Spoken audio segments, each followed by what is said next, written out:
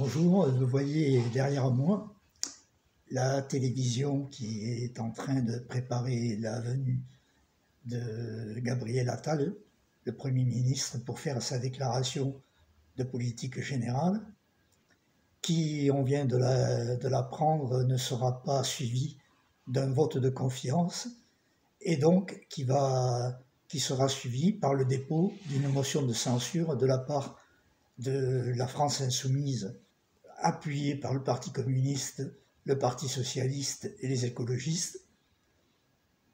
Et nous verrons donc jeudi, puisque le débat sur la motion de censure aura lieu jeudi, on verra qui des forces politiques en présence soutient le gouvernement ou combat celui-ci. En tous les cas, tout à l'heure, le Premier ministre va faire sa déclaration et que va-t-il dire ? Probablement, je ne lis pas dans le marc de café évidemment, mais probablement qu'il va reprendre les grands points que Macron a développés lors de sa conférence de presse il y a 15 jours.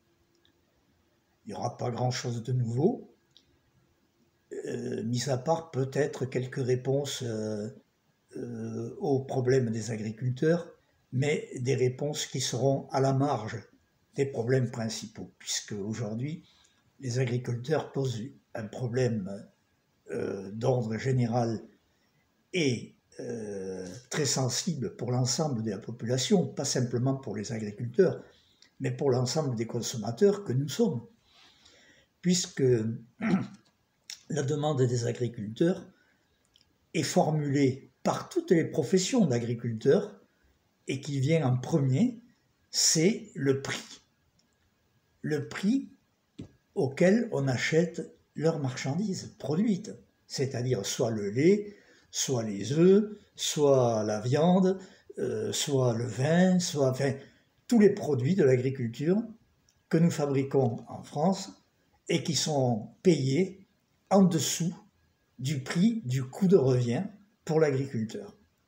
C'est ça la grande question. Alors on entend tous les journalistes, là vous avez la télé derrière moi, tous les journalistes se succèdent pour essayer d'expliquer que c'est la cause des normes, que c'est la cause de l'impréparation des agriculteurs, ou que c'est la cause de difficultés qui viennent de l'Europe ou qui viennent d'autres pays. En fait, tout est fait pour essayer d'évacuer la question principale qui est comment on paye le prix normal aux agriculteurs pour qu'ils puissent vivre. C'est ça la question. Il ne faut pas chercher de midi à 14h. Et si on veut faire ça, il n'y a qu'une réponse, c'est qu'il faut mettre en place un prix à un niveau qui permette de rémunérer correctement la vie de l'agriculteur. Et en même temps, il faut donc le faire payer, non pas aux consommateurs, ce qui en général se fait toujours, et donc c'est nous qui payons. Non, il faut que les marges des distributeurs et les marges de l'agroalimentaire soient diminuées, soient réduites. Et il faut les obliger. Parce que fait Monsieur Le Maire, le ministre de l'économie, depuis maintenant 6 ans et demi, il court après les distributeurs et après l'agroalimentaire pour leur dire « essayez de diminuer le prix, achetez à la vraie valeur le prix aux agriculteurs », mais il laisse immédiatement ces entreprises-là reporter leurs coûts sur la vente aux consommateurs. C'est ça qu'il faut fermer. Il faut dire non, c'est fini. Il faut à la fois augmenter le prix pour les agriculteurs, mais il faut réduire et bloquer les prix à la vente. Et c'est vous qui payez la différence. Et vous la payez avec les 70% de marge que vous avez faite en plus cette année. Et tous les ans, parce qu'ils font des marges incroyables. Et donc, il faut commencer à s'en prendre à ça. Et c'est la question de fond.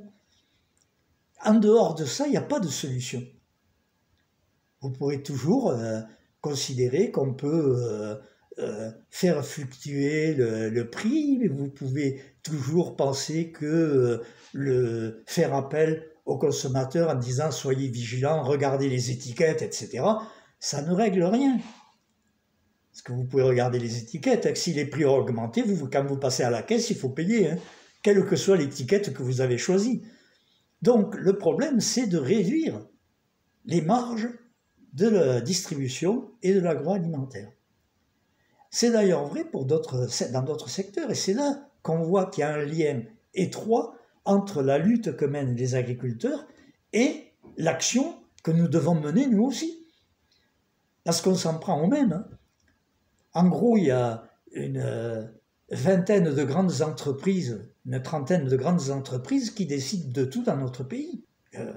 Il n'y a pas besoin d'être sorti de Saint-Cyr pour comprendre, par exemple, que la crise sur la vente, la crise, c'est pas la crise, la spéculation que réalisent les grandes entreprises de distribution sur les eaux minérales qu'on vient de découvrir aujourd'hui, on voit bien que c'est les mêmes. Hein.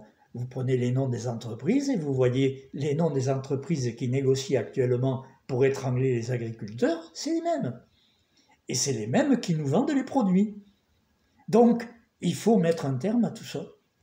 Donc, il y a une cause commune entre les agriculteurs, les salariés, les retraités, les étudiants, les chômeurs. Il y a une cause commune pour se battre pour une politique différente. C'est ce qui va se discuter cet après-midi à l'Assemblée nationale, parce qu'à l'Assemblée nationale, cet après-midi, le gouvernement, par la voix du Premier ministre, va faire une déclaration d'intention sur une politique, mais qui est la même, qui continue depuis 6 ans et demi, et qui donc produit des effets néfastes pour l'ensemble de la population. Et dans le même temps, après, il va y avoir les chefs des groupes parlementaires qui vont prendre la parole, et vous verrez, je vous incite à écouter tout ça, parce que vous allez voir que la France insoumise va amener des propositions complètement opposées à la politique qui est menée, mais qui vont dans le sens de ce que nous voudrions. Et il y aura le Parti communiste, le groupe socialiste, le groupe des écologistes qui seront à peu près sur la même longueur d'onde, ce qui est important d'ailleurs, parce que ça montre que la NUPES devrait continuer à se rassembler, à marquer le coup. Et la proposition que Mélenchon faisait me semble très bien. Effectivement, il faut continuer la NUPES, il faut l'étendre, il faut la renforcer, et pas se disperser pour les élections européennes où on va laisser la place aux macronistes et au Front National, enfin au Rassemblement National, d'être devant, alors qu'on pourrait les gagner et on pourrait marquer le point. Donc voilà une question, on va voir tout ça. On va voir un Rassemblement national empêtré dans ses contradictions, parce qu'en même temps, ils ne veulent pas trop faire de mal au gouvernement, puisqu'ils ont signé avec eux la loi sur l'immigration. Ils sont donc d'accord pour essayer de faire payer la crise aux immigrés et aux salariés, du même coup. Donc, on va avoir la Macronie qui va s'arc-bouter sur une politique de continuité. Voilà. Et donc, chacun pourra mesurer, comprendre, soutenir, critiquer ce qu'il pense bon ou pas bon. Mais en tous les cas, vous allez voir devant vous le mouvement de réflexion qui se fait à l'intérieur des différentes forces politiques, et puis vous tirerez vos conclusions. Moi, en tous les cas, pour ma part, je sais que je vais tirer les miennes qui vont être confortées, c'est-à-dire je pense que la politique que mène Macron depuis 6 ans et demi est une politique qui nous amène tous dans le mur. Que ce soit sur le plan écologique, que ce soit sur le plan de l'agriculture, que ce soit sur le plan industriel, que ce soit sur le plan de l'emploi, et surtout sur le plan du pouvoir d'achat. Donc on va tous dans le mur, et donc il faudra mettre un terme à tout cela. Et ça commence par voter la motion de censure pour évidemment dire à ce gouvernement, ça suffit. Alors, j'entends les sbires de la Macronie qui disent sur tous les plateaux, oui, ils veulent voter la motion de censure, ils n'attendent pas que le Premier ministre ait parlé. Pardon, c'est pas du tout ça. Tout le monde va écouter ce que va dire le Premier ministre. La motion de censure, c'est parce que le Premier ministre refuse de soumettre sa politique au vote de l'Assemblée nationale. Parce qu'il faut qu'il engage normalement sa confiance devant le Parlement. Or, il refuse de présenter sa confiance devant le Parlement parce qu'il sait très bien qu'ils sont minoritaires et qu'ils donc ils vont perdre. Et c'est pour ça qu'il ne veut pas la présenter. Et donc, ne dénaturons pas le fait que la motion de censure, ce n'est pas une motion de censure parce qu'on sait à l'avance ce que va dire le gouvernement. Non, non, non. La motion de censure, c'est sur le fait que le gouvernement ne présentera pas sa politique au jugement de l'Assemblée nationale. Ce qui est contraire à l'esprit de la Constitution et qui permettrait, parce que si on faisait comme ça, on permettrait à l'Assemblée nationale de retrouver la force et le droit qu'elle doit avoir, puisque l'Assemblée nationale est la seule représentativité de la population. C'est l'Assemblée nationale qui devrait être majeure pour dire telle et telle chose va, telle et telle chose ne va pas, enfin, donner ses sentiments, son impression. Ce n'est pas le cas. Encore une fois, on va nous imposer une politique que personne n'aura choisie. Et on sait que depuis maintenant 6 ans et demi, depuis maintenant 1 an et demi, eh bien, on nous impose des politiques sans vote. Il n'y a même pas un vote à l'Assemblée nationale sur quelque sujet que ce soit qui concerne la vie des gens. Évidemment, après, il y a des problèmes secondaires sur lesquels les délibérations passent. Mais sur les grandes questions, que ce soit la retraite à 64 ans, que ce soit les problèmes des banlieues, ou que ce soit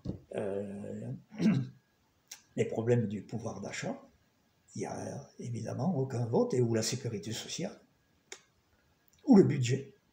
On vote, il n'y a pas de vote. 49-3, c'est bon. 49-3, 49-3, 49-3. Même sur la loi immigration, alors là c'est pire, parce que pour arriver à se mettre d'accord, ils ont bricolé entre Rassemblement national et droite, et Macronie, ils ont bricolé une loi, sachant très bien que 30% des articles qui étaient dedans étaient non conformes à la Constitution. Ça fait rien, ils l'ont fait. Pour essayer d'avoir un vote, pour dire, vous voyez, on a quand même voté. Oui, mais on a voté sur un texte qui n'est plus le même à l'arrivée qu'au départ. Et donc, c'est nul et non avenu. Et c'est d'ailleurs pour ça qu'il va y avoir plein de problèmes qui vont se poser. Voilà un petit peu ce qui est en train de se passer. Alors je reviens aux agriculteurs, parce que c'est quand même le sujet intéressant, c'est qu'on voit bien qu'il y a un désaccord entre la base des agriculteurs, entre les agriculteurs et leurs représentants syndicaux, et notamment le plus grand des représentants syndicaux du monde agricole, qu'est la FNSEA, Fédération nationale des syndicats d'exploitants agricoles. Parce que les intérêts défendus par ce syndicat sont contraires aux intérêts des agriculteurs. Je vais prendre 2-3 exemples. Le premier, c'est sur la politique, la PAC, voilà, la politique agricole commune européenne. Voilà. Qu'est-ce qui se passe? Qu'est-ce qu'ils ont négocié? La FNSEA a négocié le fait que 80% des sommes données par l'Europe sont attribuées aux plus grandes entreprises, aux plus grands exploitants agricoles. Donc, ceux qui ont le moins de problèmes, c'est eux qui touchent le plus.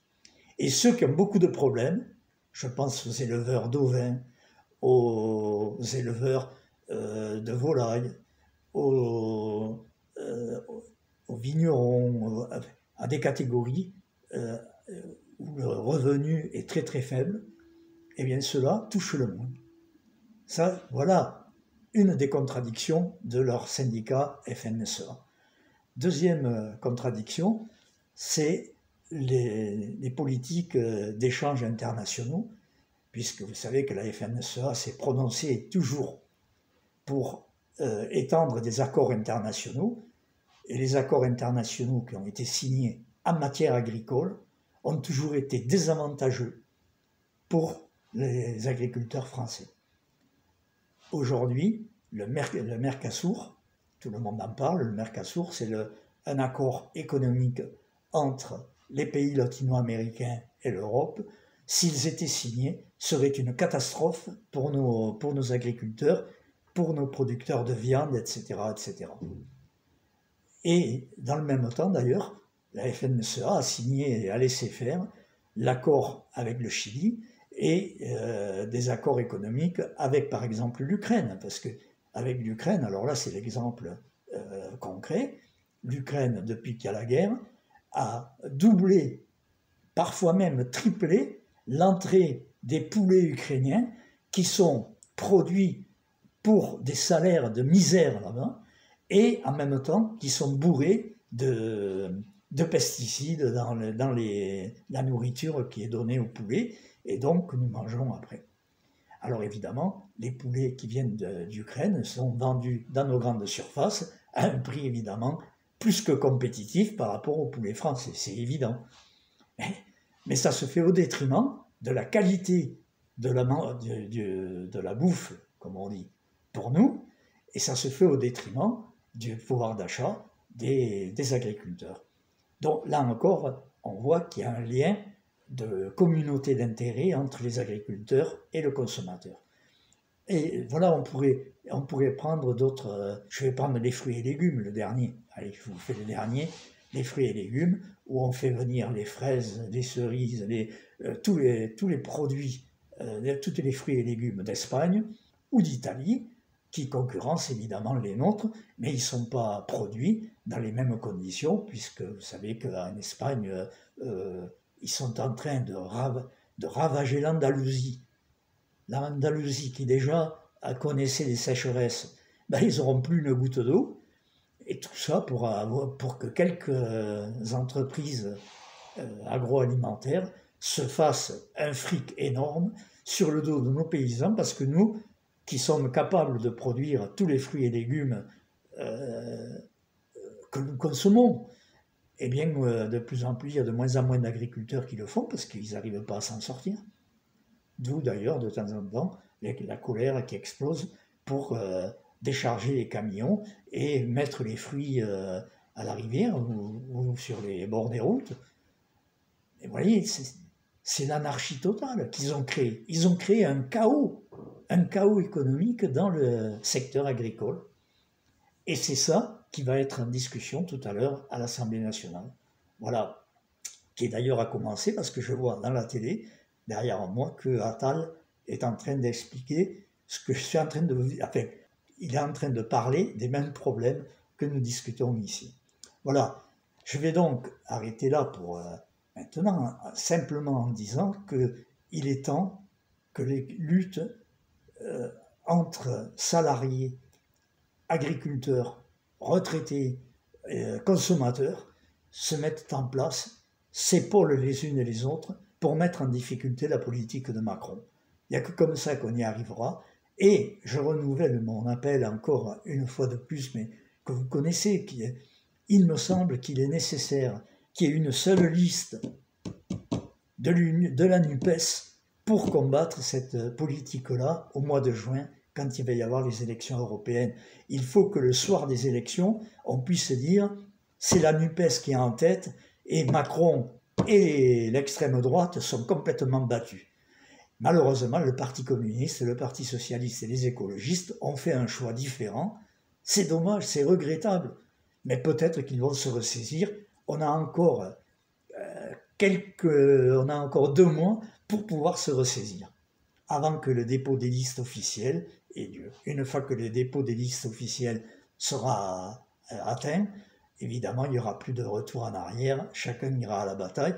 La France insoumise ira aussi à la bataille, mais voyez, c'est lamentable. Lamentable. Plutôt que de donner confiance aux gens, on est en train de décevoir tout un tas de forces. Voilà.